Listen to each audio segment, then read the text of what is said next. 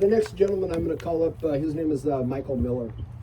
Michael Miller is another gentleman who's been around Oxford House for quite some time. He's had different various positions here in the Tri-Cities. I've done a lot of service work here within the Tri-Cities at the Benton County Jail, at the Franklin County Jail, very active in the local recovery community here. Michael Miller was also elected as our Washington State Chairman for Oxford House Incorporated. So without further ado, Mike Miller. What a great turnout. My name is Michael. I'm an addict. I'm a person in long-term recovery, and what that means to me is I haven't had to put anything in my body to change the way I feel or to be accepted since March 19th, 2014.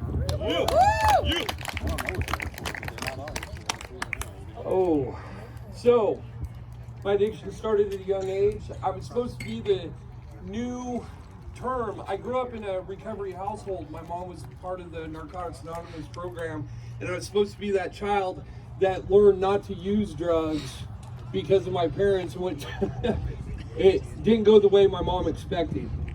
So I think my using started as a way of acceptance and being wanted and needed, because as I found out, that was my primary purpose, is I wanted to be wanted and needed and be a part of.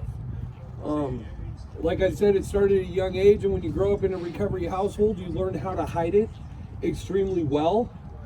Nothing like your parents coming back from a Narcotics Anonymous meeting, you're so high that you're trying to make your peanut butter and jelly sandwiches to eat, and you have to run downstairs. So it started that way, and it progressed throughout my entire life. Into my teenage years, I got heavily involved in sports and academics. Like I said, I learned how to hide it extremely well. And what I found out is in the beginning, it was fun, and it helped me in those athletic parts of my life. I was a much better football player, I thought, when I was high. And the truth is that I don't remember much of that, you know. And my need for acceptance was so bad, is that I could step on any court or any football field and be accepted, but when the game was over and everybody left to go hang out, I was left alone, and I always wondered why. You know, always needing to be a part of. So that need and want of being something important, I joined the Army. And as an active addict, I joined the Army, and my job in the Army was a combat medic. That job where you had to be wanted and needed. And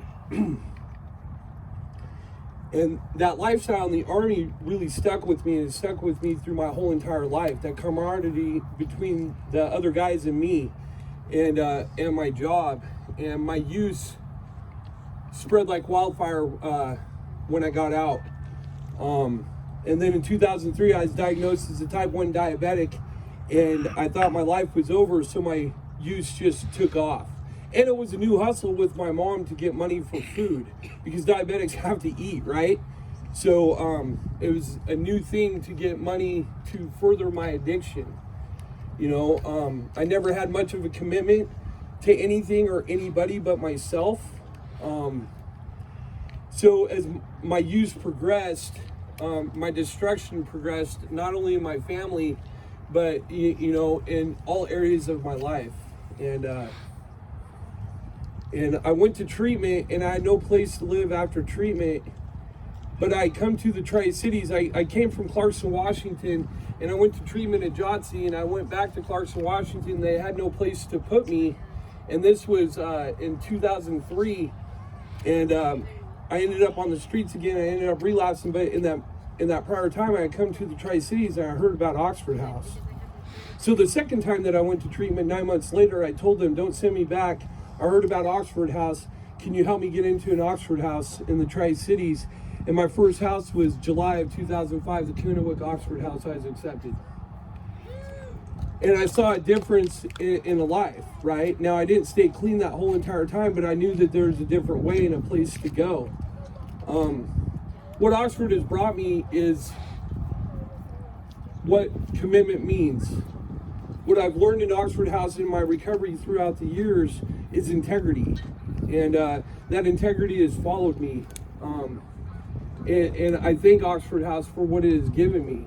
I started at the very bottom in a house with a job, and it also has taught me about service, and it's taught me about principles before personalities, which is a big thing in Oxford. And it has grown. So like I said, in Clarkson, Washington in 2003 or in 2008, they didn't have a house, and I'm happy to say that I helped bring the first house to Clarkson, Washington last year. And right now, between Idaho and Clarkson, Washington, there are 4 Oxford houses.